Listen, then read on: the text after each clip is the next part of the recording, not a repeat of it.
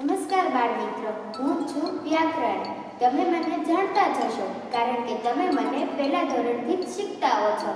આમ તો મારો પરિવાર ખૂબ જ મોટો છે, પણ આજે હું તમને મારા પરિવારના થોડા સભ્યો વિશે મળાવીશ અને થોડા વિશે પછી ક્યારેક મળાવીશ.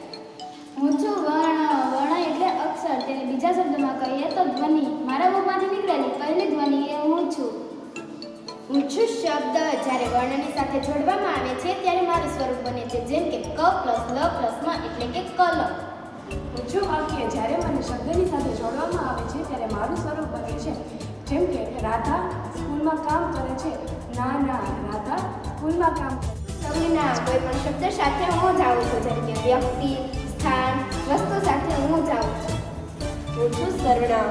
સંજ્ઞાની જગ્યાએ જે શબ્દ વપરાય છે તેને સર્વનામ કહે છે. જેમ કે રમેશ ખાય છે તેની જગ્યાએ દેખાય છે પણ બોલી શકાય. હું છું કાળ. કાળ એટલે સમય. હું છું તમારો વીતી ગયેલો સમય એટલે કે ચાલ્યો ગયો છે ઈ એટલે કે ભૂતકાળ. હું છું તમારો હાથ.